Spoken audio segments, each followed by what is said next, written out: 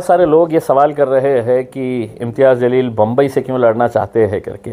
मैं आज आपको उसकी वजह बताना चाहता हूँ कि कुछ दिन पहले मुंबई के मीरा रोड के अंदर एक मैटर हुआ और वहाँ पर सिर्फ गुंडा राज कैसा होता है किसी राज्य के अंदर, पुलिस का इस्तेमाल, प्रशासन का इस्तेमाल, सरकार का इस्तेमाल करते हुए वहाँ पर गौर गरीब लोगों के जो दुकानें तोड़ी गई, जो 20-20 साल से 30-30 साल से वहाँ पर छोटा छोटा कारोबार कर रहे थे।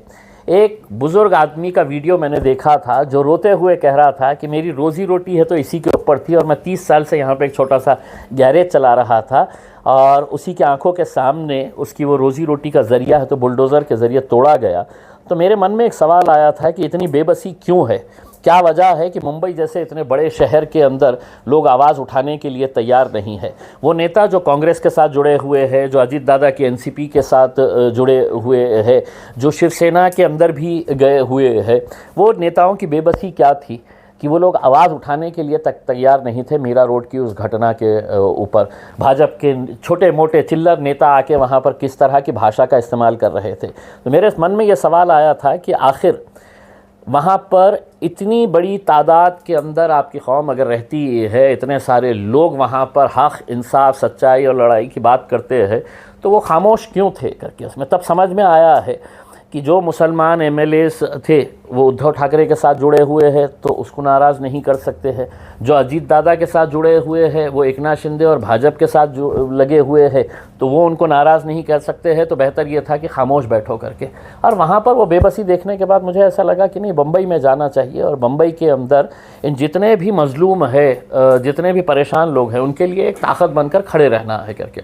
इसका मतलब ये नहीं है कि मैंने फ़ैसला लिया है, मैंने असद साहब को ये प्रस्ताव दिया हूँ कि साहब क्यों नहीं हम वहाँ पे अपनी किस्मत आजमा सकते हैं करके उसमें।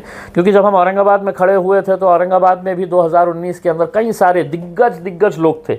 अरे कहाँ से आता, जीतता क्या, नहीं जीतता, कौन देता वोट, ऐसा यही भाषा करते थे उसमें। लेकिन अल्हम्दुलिल्लाह जीत के आए थे हम। आगे भी अगर हमारे किस्मत में रहेगा तो बिल्कुल वहाँ से भी किस्मत आजमाई जा सकती है। कौन सा मतदार? देखिए, अभी मैंने कल के दिन मुंबई की पूरी टीम आई थी, उनके साथ चर्चा किए। अब उनके अंदर ये आपस में खींचमतानी चल रही है कि नहीं साहब ये कॉन्स्टिट्यूएंसी से लड़ना, कोई कहता कि नहीं साहब मेरी कॉन्स्टिट्यूएंसी से लड़ना चाहिए करके उसमें। तो एक लोगों के अंदर एक इंटरेस्ट है, उनको भी मालूम है कि अगर वहाँ पर कोई मजलूमों की जो परेशान हाल है, जिनके ऊपर बुलडोज़र चलाया जा रहा है, उनके लिए अगर कोई आवाज़ उठा सकता है तो वो सिर्फ एमआईएम उठा सकती है।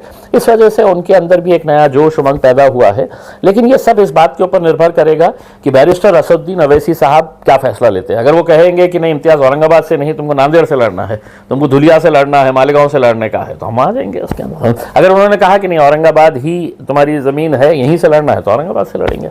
बीजेपी की तरफ से 35 साल से सेक्युलर नेता पार्टी छोड़ के जा रहे हैं, क्या कहेंगे आप उसके? देखिए, ये एक फैक्ट है कि बीजेपी अपने आप को पार्टी विद अ डिफरेंस कहती थी, लेकिन बीजेपी के जैसी घटिया राजनीति मेरे हिसाब से हिंदुस्तान में पिछले 75 सालों के अंदर किसी ने नहीं किया है कि साम दाम दंड हर चीज़ का इस्तेमाल करके हमको सत्ता में कैसा आने का है दोबारा, ये सब हथकंडे इसके लिए अपनाए जा रहे हैं। और जितने लीडर्स उनके साथ ज्वाइन हुए हैं, जितने लीडर्स, वो पूरे के पूरे कहीं ना कहीं भ्रष्टाचार के अंदर लिप्त है।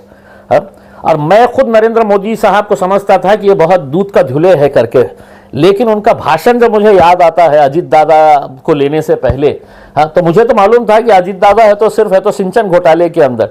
मोदी जी ने अपने भाषण के अंदर कहा था कि 70,000 करोड़ का घोटाला, सिंचन घोटाला, बैंक घोटाला, खनन घोटाला, ये मोदी जी के शब्द है। तब उन्होंने देश को बताया कि ये 70,000 करोड़ रुपए के घोटाले के अंदर ये है, और 4 दिन के बाद उनको बोले कि इधर आओ, मेरे पास पार्टी के अंदर आते होंगे तो आ जाओ करके, ले लिए फौरन उनको।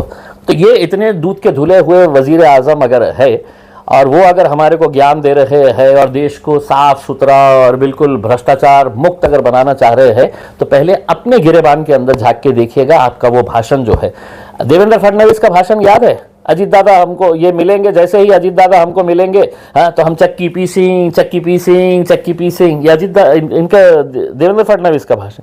तो ये सिर्फ जनता को बेवकूफ़ बना रहे हैं। इलेक्शन में इनको समझ में आ जाएगा कि इनका हशर क्या होने वाला है। खैरे में आपके ऊपर भ्रष्टाचार के आरोप लग रहे हैं। बस बहुत अच्छे, मेरे बहुत अच्छे परम मित्र है, बहुत अच्छे इंसान है वो। मैं उनको चाहूँगा कि मेरे साथ में बैठे हो, हम दोनों साथ में बैठे, कुछ मीडिया वालों को बुलाएंगे और सामने सामने बात हो जाएंगी, किसने क्या किया है, किसने क्या नहीं किया है करके। भाषणों के अंदर तो मैं तो खैरे साहब से भी अच्छा भाषण दे सकता हूँ, ज़बान मेरे मुंह में है तो उनसे अच्छी ज़बान है उसमें। लेकिन ये है कि अगर सच्चाई के ऊपर बात करने का है तो खैरे साहब जगह आपकी है, समय आपका, दिन आपका। बैठे एक दिन आ जाए, साथ में बैठे, उसके अंदर एक साइड में आप बैठ जाए और दूसरे साइड में वो केंद्र के जो मंत्री है जिन्होंने कहा कि इम्तियाज जलील ने क्या किया है करके। तो भगवत करार साहब, आप और आपके साथ भारतीय जनता पार्टी के दोनों मंत्रियों को बिठा दीजिएगा साथ के अंदर, और हिसाब दूध का दूध पानी का पानी हो जाएगा। उसके अंदर कब बैठते हैं बता दीजिएगा मेरे को, आपकी जगह, आपका दिन और आपका समय। आप मुंबई से लड़ेंगे तो औरंगाबाद से कौन करेंगे? बहुत सारे लोग रहते हैं सर, बहुत सारे, पार्टी किसी एक शख्स से नहीं चलती है इसमें, कोई ना कोई तो रहेगा। Thank you.